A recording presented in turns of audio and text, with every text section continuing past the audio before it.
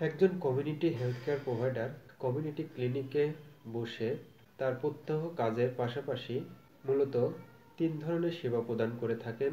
১. উন্নয়নমূলক সেবা, ২. প্রতিরোধমূলক সেবা, ৩. আরোগ্যমূলক সেবা।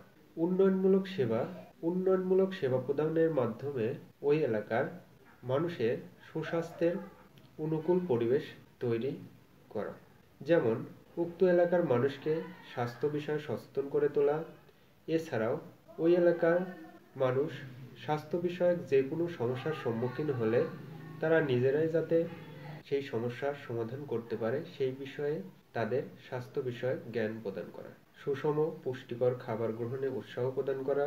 স্বাস্থ্যসম্মত বাসস্থান, স্যানিটারি পায়খানা, নিরাপদ পানি ব্যবহারে নিশ্চিত করা। এবারে আসা যাক প্রতিরোধমূলক সেবা। রোগ প্রতিরোধক সেবা প্রদানের মাধ্যমে রোগের উৎপত্তি ও বিস্তার রোধ করা সম্ভব। সুতরাং সেই লক্ষ্যে শিশুদের রোগ প্রতিরোধক টিকা প্রদানের মাধ্যমে 10টি মারাত্মক রোগের হাত থেকে রক্ষা করা হয়।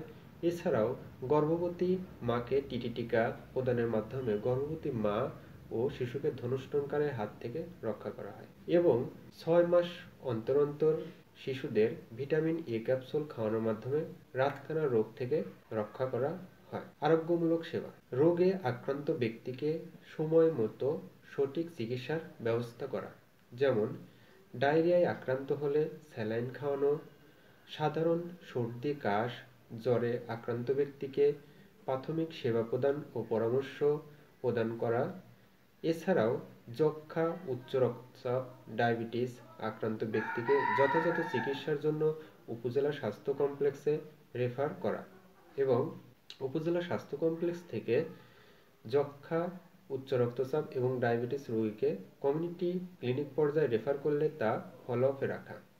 এছাড়াও অগ্রাধিকারের ভিত্তিতে গর্ভবতী মায়ের ওজন, উচ্চ রক্তচাপ, ডায়াবেটিস পরীক্ষা করা হয় এবং প্রি-এক্লাম্পসিয়া রোধে ক্যালসিয়াম, আয়রন, ফলিক অ্যাসিড প্রদান করা হয়। এছাড়াও শিশুর ওজন, উচ্চতা, মোয়াক পরিমাপের মাধ্যমে পুষ্টি নির্ণয় করা হয় এবং তা জিএমপি কার্ডের মাধ্যমে প্রতি মাসে ফলো আপ করা হয় এবং শিশু ও গর্ভবতী মাকে পুষ্টি বিষয়ে বিশেষ কাউন্সেলিং প্রদান করা হয়ে থাকে।